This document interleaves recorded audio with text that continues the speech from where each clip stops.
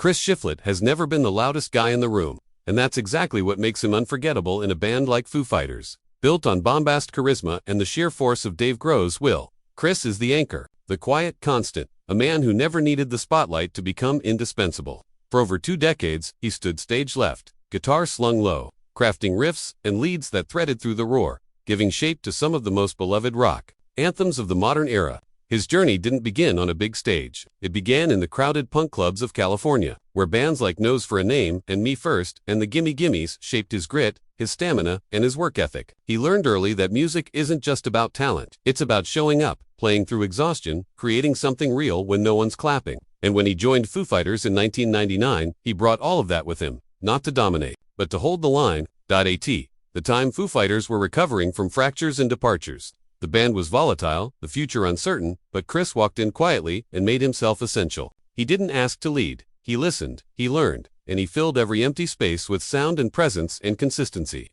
With every album, one by one, echoes, silence, patience, and grace, wasting light, his role grew deeper. His leads became more nuanced, more emotional, more necessary. Fans may not chant his name the way they do Gross, but they feel his influence. In every riff that lifts a chorus to stadium heaven, every solo that sneaks up on you, then refuses to let go. His playing on tracks like The Pretender and Walk isn't flashy. It's fierce, it's foundational, it's the reason those songs soar. But the quietness of Chris Shiflett isn't just about volume, it's about character. When Foo Fighters suffered their greatest loss, the devastating death of Taylor Hawkins, it was Chris who helped hold the band together, not with speeches, not with public statements, but by simply being there, playing, listening, anchoring the band as they stumbled through grief. In a time when it would have been easy to step back or step away, Chris stayed because that's who he is, the kind of man who doesn't leave when the music gets hard, the kind of friend who doesn't flinch when the stage goes dark off stage. His story is just as layered.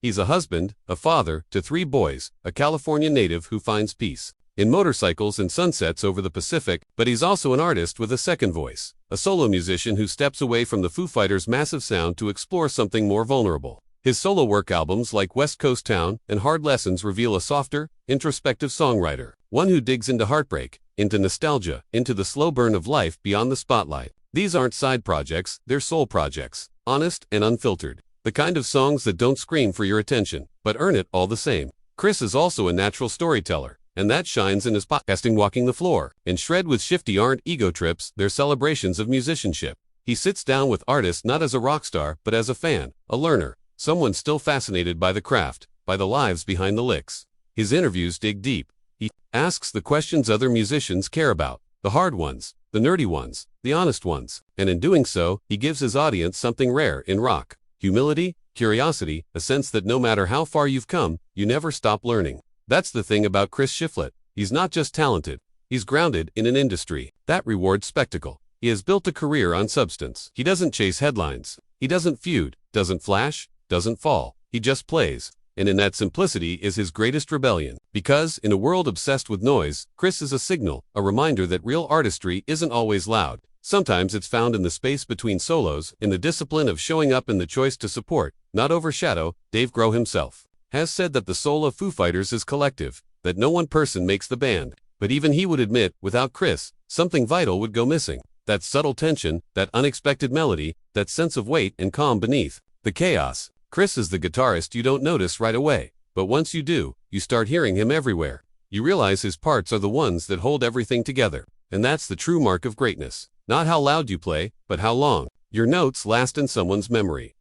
In 2025, Chris Shiflett stands as something rare, a rock star without ego, a sideman who became a cornerstone, a punk kid who grew into a statesman of American rock. His legacy isn't in magazine covers or viral moments. It's in the respect of his peers, the depth of his discography, and the quieter he inspires in those who understand the road he's walked. He's the bridge between underground grit and a renaissance glory, a man who knows that staying power is its own kind of headline.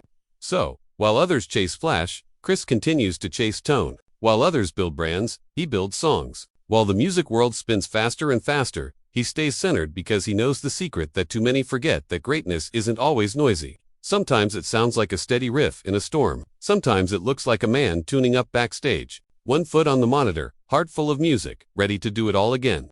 That's Chris Shiflett, the quiet legend, the unsung hero, the soul that never needed to shout to be heard. Subscribe to Hollywood Untold for more emotional stories behind music legends and the feuds that shaped rock history. Tap the bell to never miss a